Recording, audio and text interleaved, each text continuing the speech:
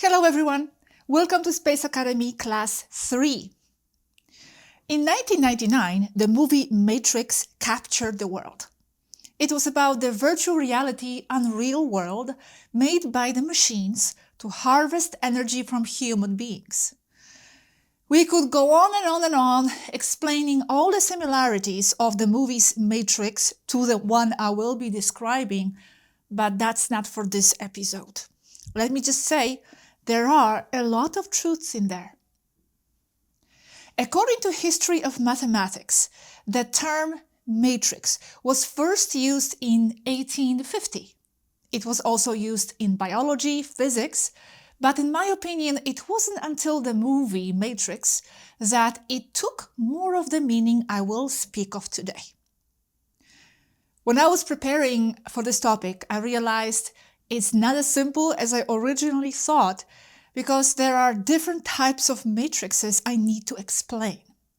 One that is more natural, one that is less natural but harmless, and then finally the type of matrix that's imposed, limiting, and false.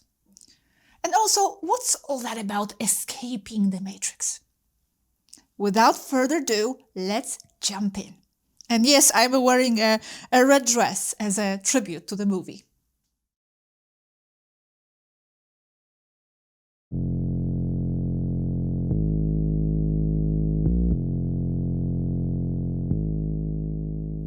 To start, and in the simplest way, the matrix is what could be called rules and belief patterns of any specific group, culture, realm, and, importantly, our attachments to them. Like a video game with set rules to follow, particular web of agreements to abide by. Remember perception agreements from the previous class? As we said there, perception agreements are a set of shared beliefs between two or more people. Well, in short, those perception agreements are precisely what forms the matrix. It is the matrix. The ideas and terms created for each group and realm. Now let's look at different types of matrix. I mentioned the natural one. This will be the one to do with the physical, biological realm we are in, and the organic laws that keep all the material life together. Having to breathe, go to the bathroom, the fact we see through the eyes, that we need to walk to get to places, that we can't cross walls, experiencing reality within the narrow band of perception our physical bodies and biology give us. It's all based on innate material matrix laws, rules of the game for human beings, many said to be unchangeable and unbreakable, such as the rules of matter in physics. If you are somewhat familiar with concepts such as energy, don't worry if you're not, we will get to it. You might have already heard that all matter is energy. So the fact we are perceiving a lamp, for example, as such, is because we have an agreement to see the lump of that energy as hard matter, a lamp. But it's all just energy. Laws of this realm. Agreement with whom? Well, we will get to that as it concerns spiritual concepts. But let's just say the agreement taking place on a deeper level of the game of life, one we are not aware of consciously. Like the written code in the video game that has a law that will impose on you that you cannot walk through walls. In this sense, the whole universe and our life in it is a matrix full of these types of agreements.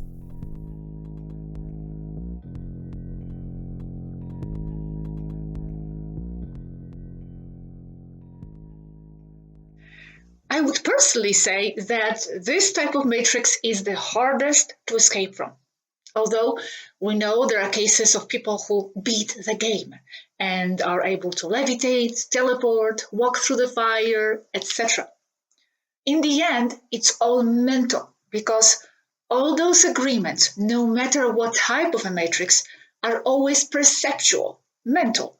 Some just more deeply ingrained in our subconscious than others. And by the way, me saying that this type of matrix is the hardest one to liberate from is also a mental idea.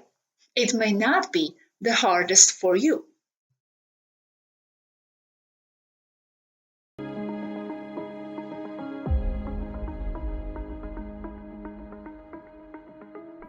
Moving on to another type of matrix, less natural one but relatively harmless, are all the social perception agreements and the interpretations of them between groups of people. The group can be as small as two people, creating their own mini sub-matrix, or it can be a larger social group, each with their unique set of ideas to live by, like those who are into goths wearing black and cowboys wearing cowboy hats. That's their individual matrix they choose to be in. For example, the cultural dynamics in Tibet differing quite a lot from Western society to be classified as being inside their own matrix.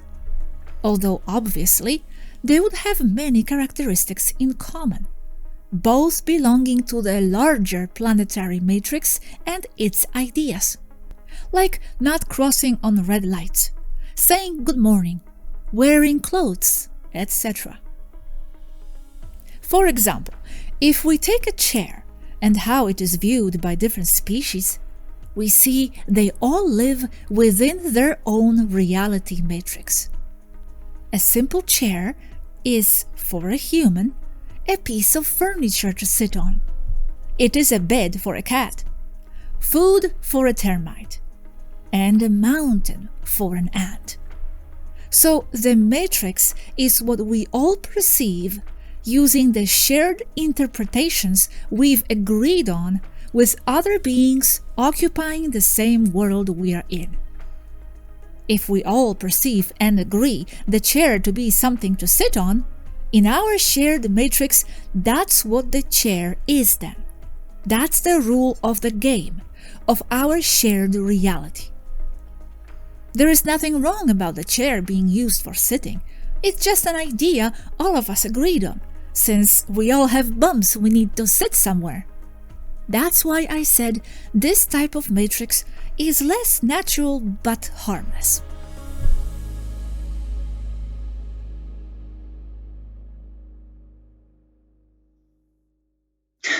Here I have to pause for a second because it actually reminds me of my own situation in my relationship with my partner, my boyfriend, where he sometimes tells me how not to do certain things because they are not meant to be done this way. Because someone, for example, designed a knife to be cutting the bread, so I should not use this knife for anything else.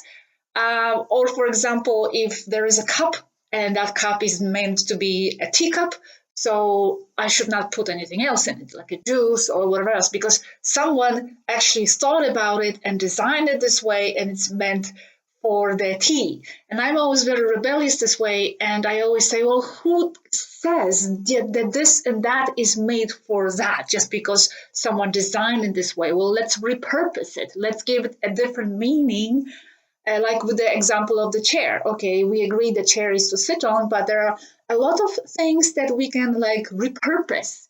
And just because someone in the matrix things says that this is that way, it doesn't mean that it has to be that way. You can redesign it. Like, for example, I used to wear clothes inside out, not really outside, but sometimes around the house, because for me it doesn't really matter that much. And then he would say, well, someone actually designed it this way. This is the left and this is the right. So that's the rule of the game. That's the agreement we have. But in my personality, I have a tendency to break through these social agreements and just repurpose things my way. But anyway, the side story here. Let's go back to the video.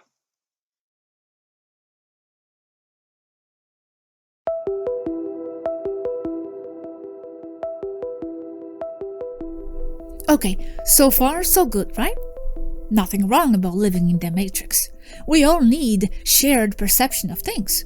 Otherwise, it would be a total chaos, right? Certain rules of the game come definitely in handy, and it's what keeps us coexist better. This type of matrix can even be enjoyed, as it's a variety of common social values and activities we adhere to, making this life experience what it is.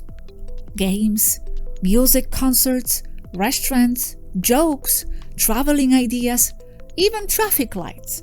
It's all part of the matrix of life on Earth that's still relatively harmless, if you know how to choose healthy aspects of it over harmful ones.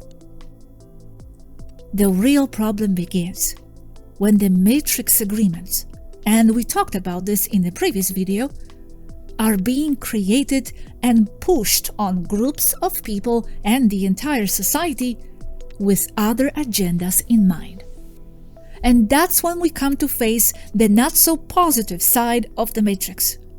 And this is where the matrix becomes something that so many out there refer to as escaping the matrix.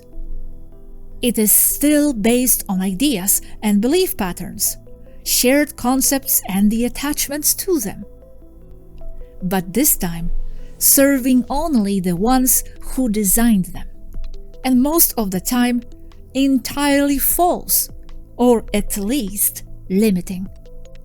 False sets of concepts and structures fed onto the entire civilization as truths, on which we later base further understanding of our life and our role in it. That's the matrix that concerns us the most. That's the matrix which I will encourage you to see through and awaken from.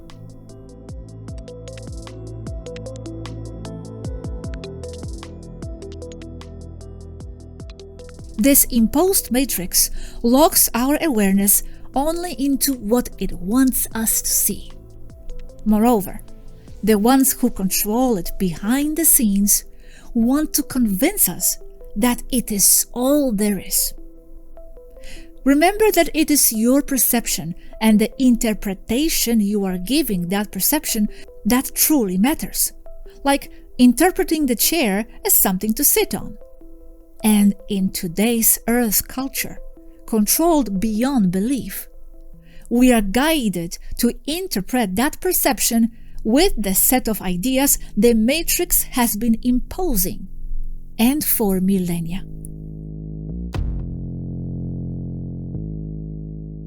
The ones in control of Earth affairs have done a tremendous job with the formation of this false social matrix, and they continue to do so. They have to impose their lies with a lot of congruency so they can be believed by the masses. And so they must do everything possible to dumb down the population and deny them the tools for free thought. The population must be indoctrinated into how to behave and how to think, and the younger the age they start, the better. They must be a collective of workers constantly concerned with survival and having their basic needs met, never finding the time to think on their own. One of those accepted matrix rules is to obey the people who are in some sort of authority position in the social hierarchy. As that hierarchy is formed, so is the concept of that authority position knowing better, holding the truth and correctness. Therefore, we should obey, be it because they hold some kind of knowledge, scientific evidence, or political power that enables them to simply impose the truth because they say it is. This means that as time goes by within a civilization, whatever is considered to be truth, and therefore whatever is registered as history, will conform to those who had the power to impose those facts as truth. The people in power will impose what they want the people to believe, and that will be what is registered as truth. And that is the Matrix.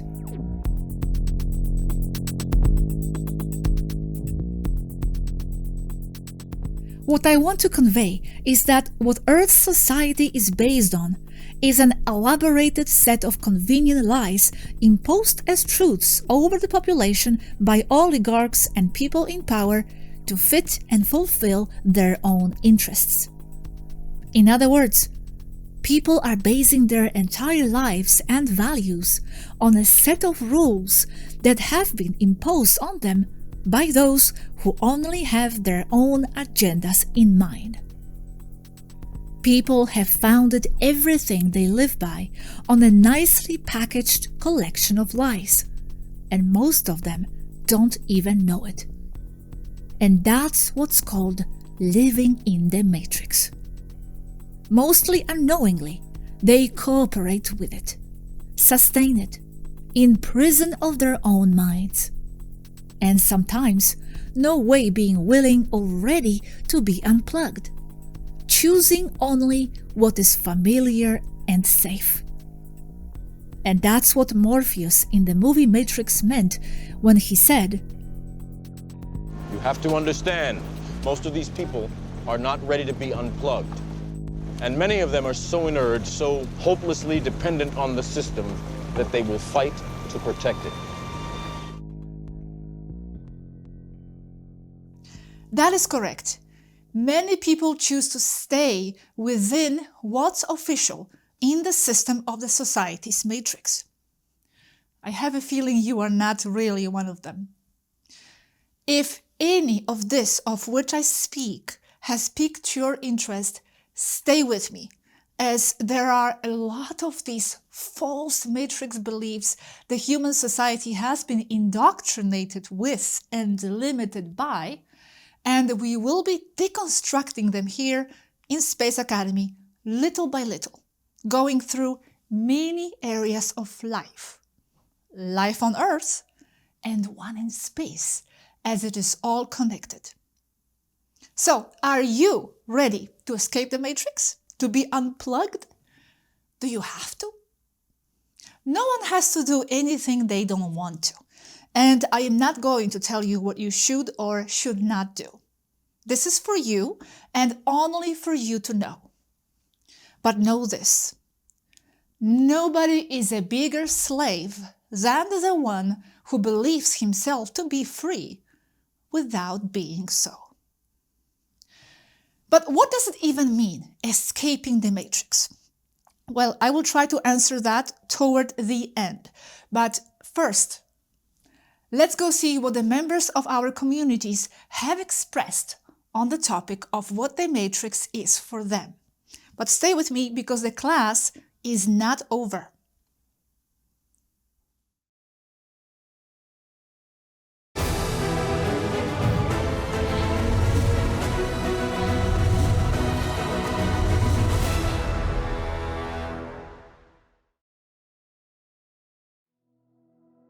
To put it short, I think the Matrix is the collective consciousness and the collective subconsciousness of a group of people. And usually I think the Matrix is a global thing. But if you want to think of it that way, any group of people has their own Matrix. For example, the Matrix of a culture, a language, a nation, a city, a company, etc. You are free to do the grouping in your mind in any way you like, and you can still find a matrix of a kind.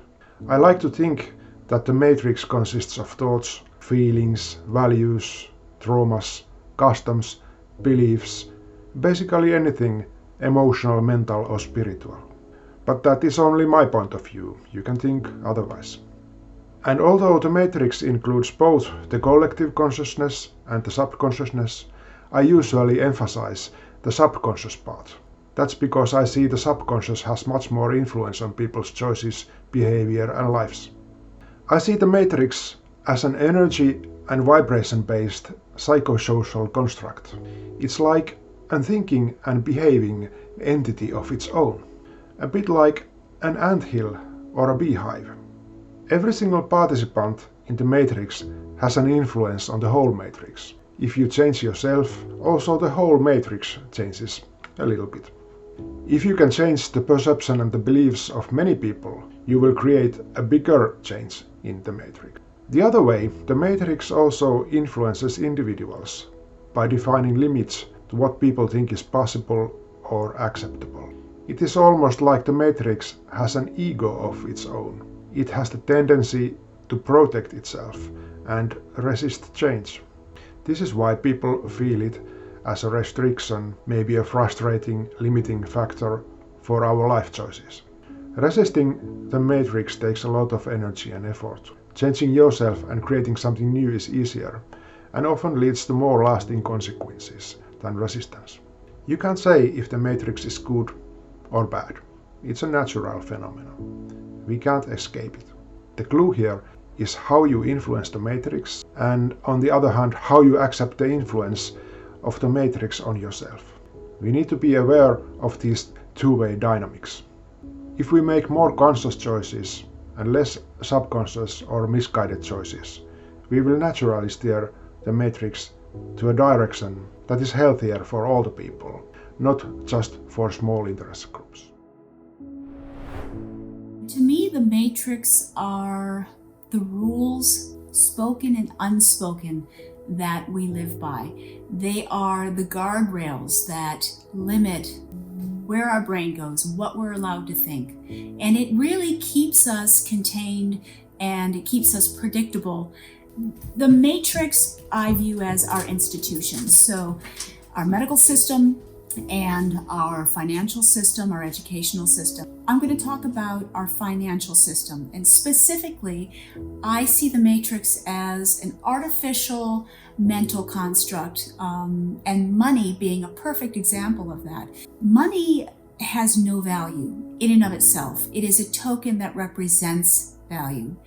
And there's a wonderful book called The Creature from Jekyll Island by G. Edward Griffin. And he talks about how the Federal Reserve was established. And we are not taught about the Federal Reserve. And we are not taught about fractional reserve banking or fiat currency. But money is just a token. And it represents wealth. And we're taught that if you look to authority for your validation, everything will be okay. So get good grades, and from the authority, from the teacher, and with those good grades, maybe you'll go to a good college and you'll get a piece of paper, and that piece of paper will allow you to get a good job with a good salary and benefits, and those benefits will tie you to that job, and maybe you'll get a house, but most people can't afford to just buy a house, so they get a mortgage, and they'll be paying interest on that mortgage for maybe 30 years. And with that house, they have to buy water, electricity, cable, phone, heat. And even though maybe your salary, the amount of money that you earn goes up, so does inflation. Because the Federal Reserve, which is not federal, it is a private corporation, through quantitative easing can just print money, ones and zeros, out of nothing. And therefore, the value of the money goes down and you're not wealthier. So that, to me, is a matrix. But to me, the matrix is Christmas or Easter or whatever. It's just a blind following of like the things they want you to think. Just all things is like socially and widely accepted generally is like matrix to me. My mom, my grandma, and everybody said bless you. Every time you sneeze, they say bless you. And I just randomly would say bless you too until I start questioning, why do we say bless you? I still don't really know why, but I just said it because they were saying it. And to me, to randomly follow like that without asking questions, without trying to know why you saying it or doing something, to me, that's Matrix. Even if you make a certain comment, like I like to make comments about how the pyramids was made from what I heard through all the videos. As soon as I say it, it's like the Matrix floods me with laughing me out the building with the comments and stuff like that. Like I'm just ludicrous for saying it. But I believe that's a thing of Matrix. The Matrix is the reality that I spend most of my time in. Okay, it's the reality that I spend time in this physical body. It's the experience I'm having in this physical reality. That's the Matrix.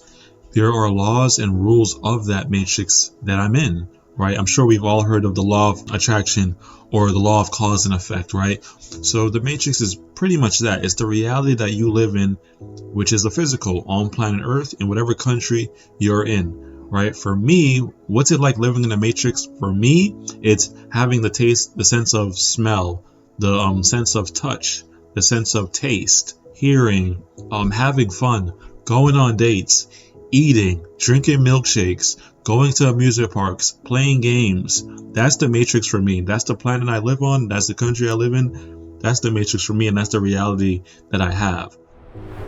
This matrix that we're talking about is the foundation of your entire life, the cause of everything that you experience or don't, of what you can and can't do.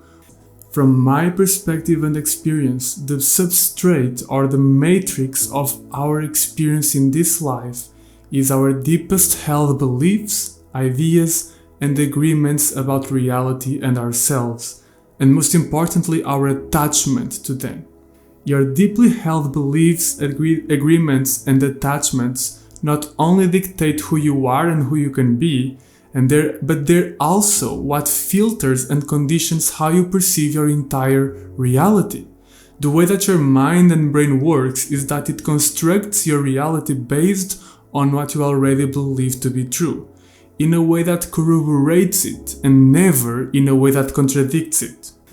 There's an interesting parallel of this dynamic in the fictitious world of Harry Potter, with the so-called Muggle perception filter. In her work, J.K. Rowling describes a set of concealing charms that prevent so-called Muggles, those without magic abilities, to properly perceive magical events, ensuring that magical events appear mundane or are even completely unnoticed by non-wizards. So any magical event is filtered into something that a Muggle's mind can accept as ordinary. And because of these enchantments, when a wizard's world collides with the Muggle's mind fills in the gaps with a mundane interpretation that makes sense in their non-magical reality. You can see this matrix as a self-preserving, self-reinforcing system of beliefs that tend to self-conservation, and it keeps you living in a set reality with its limits defined by itself, and which prevents you from going outside it, in a sense keeping you stuck inside it. Am I saying that maybe you could fly if you believed you could? Or levitate, teleport, read minds, and walk through walls? Well, that's why I said that it's about your deepest held beliefs. Your reality is not shaped necessarily by those more surface level beliefs and ideas, the ones that you're conscious of, although they have an impact too. The truth is that for the average person, your unconscious is vastly larger and superior than your conscious mind. So trying to fly by consciously believing that you can would be like trying to move the ocean by blowing on it. So here it's important to understand the layers of beliefs that there are, going all the way to the deepest, most unconscious reality agreements made on an etheric level that condition your entire life experience and which are mostly naturally inaccessible for most people. And here there is yet another level to consider, and that has to do with the fact that we are living in a shared reality, and in a shared reality We all contribute to the underlying collective of unconscious beliefs that make up the rules of that reality. So you're not only dealing with your deeply held beliefs and attachments, but the accumulated unconscious agreements of all the beings that you share this reality with. And this also shows the power of the collective, because what the collective agrees on and believes in is the reality that is created. Start to question whether those are absolute truths, whether it really has to be like that, or it can be different, and what power you have in that. Because what if? What if magic is real, or could be if your matrix allowed for it? What if you've always been telepathic, but you could never access that part of you because the matrix you're immersed in tells you it isn't possible? What if it's possible to heal yourself in ways that modern medicine would call miraculous?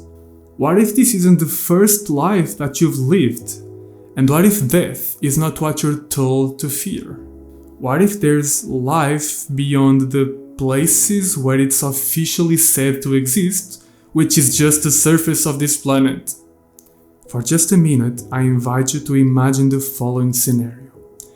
Imagine you are a terribly selfish and evil being who only thinks of himself, and you knew all this about the Matrix and how it works. Most importantly, you know that it's a person's matrix that manifests the life they live and what they create. And you know how that power is exponentially increased with a synchronized collective of people all living from and contributing to the same matrix. What would you do in your evil and selfish geniality to create for yourself the world you desire to have? Wouldn't it be a brilliant idea, brilliantly evil, to control and manipulate the perception of such a collective of powerful people in a way that it makes them create a matrix that aligns precisely with your selfish interests? And wouldn't you do it in a way that they were completely oblivious to that, so there's no way that they could stop doing it and break free from your spell, ruining your perfect matrix? And once you got that matrix going for you, wouldn't you do anything and everything you could to keep it like it is and avoid losing it? What a genius plan, wouldn't it be? Well, now look at planet Earth. So I hope you understand the depth of the situation you're in, but most importantly, I hope you start to understand the role and the power you have in it. And your next question will likely be, okay, then what can I do? How can I leave or escape this matrix? And that's where we will go. But starting to see is already breaking the matrix, as your previous matrix functioned on the basis of you not seeing how it worked. So just by questioning and seeing through the mist of the matrix, you are already starting to break and transform it. And that no one can do for you, because your matrix is your matrix. Even though we're also all part of a collective, you still live in your matrix. So there's nothing to escape from, as the matrix is not like some prison that is imposed on you. Rather, it's a self-created system that, if you're not aware of and in control of, it can and will function like a prison. And worse, it can be used by others to control and manipulate you in their favor. But it's still yours, created by you, even if on an unconscious level, which means you don't need to escape from it, but to take ownership of it and step into your power. And when we all do that individually, we will also be transforming the collective matrix that we all live in towards something that is more aligned with our hearts and spirits.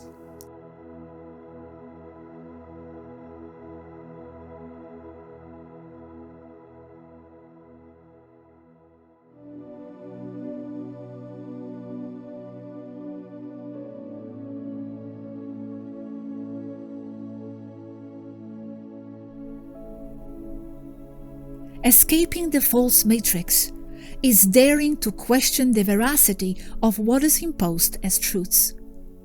To truly escape the matrix, you must live a life that very few would understand, and you must face being alone. You must form your own unique criteria and learn to protect your values. The more things you have in common with what is socially accepted and agreed upon, the more you will be inside the matrix. Take and enjoy what you like from the matrix. That's what life is for. But always with the knowledge that there is more. To live on Earth and function properly, you must live in two worlds, understanding how the matrix and its rules work, and at the same time, upholding your own perception with integrity and firmness. Free your mind. What forms the matrix are attachments to ideas, so let go and don't take anything for granted. Watch, observe, question, learn to connect the dots and to separate what is uniquely you and what is imposed. That is the beginning to escape the matrix. In the process, as your personal reality and identity grows, you may actually realize that rather than escaping the matrix, all different types of them, you are beginning to freely construct your own one, picking and choosing what best defines you, integrating parts of it, rejecting others. Take from the matrix what suits you, what fulfills you, and what you consider important, and dare to leave the rest behind, if you can. Choose what you want, but don't let the false matrix influence your own sovereign one. That matrix is not you deep inside. Learn to control and evolve its rules and laws. Become its master.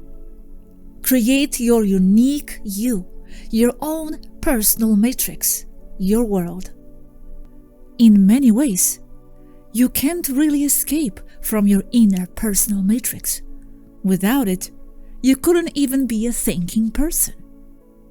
But always know it to be a part of so much more.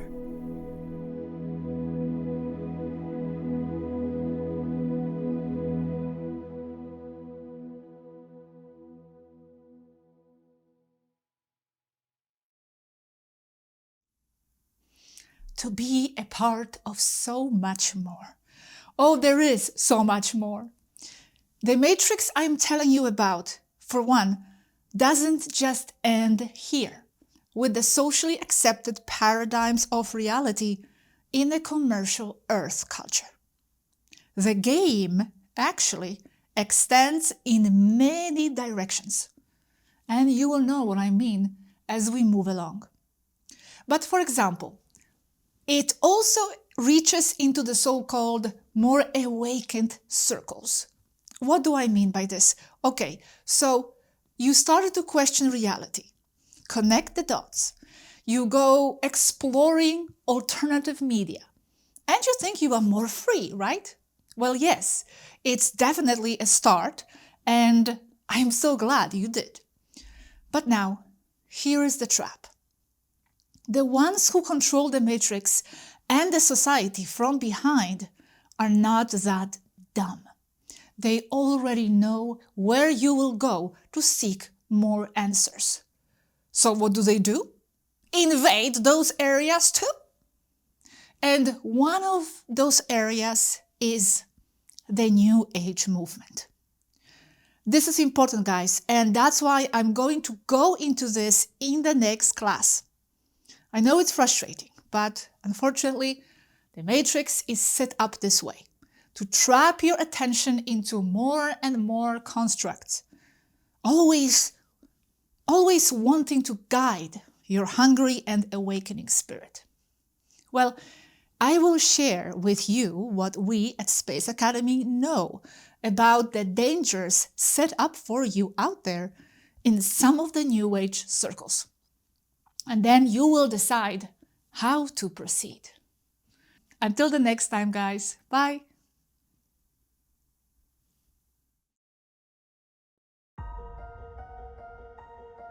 The matrix, in general, are rules and belief patterns of any specific group, culture, realm, and their attachments to them. One type of matrix are physical, organic rules, such as the laws of physics, etc. Another type of matrix are social perception agreements and interpretations of them between groups of people. Finally, we have an imposed global matrix full of false narratives that only serves the one in power. The imposed type of matrix locks your perception, only what he wants you to see, and filters out the rest. Earth society has been under the false reality matrix for millennia through the hierarchy of authorities. Escaping the matrix is to question, learn, analyze, connect the dots, and be independent. Create your own matrix and know it to be a part of more.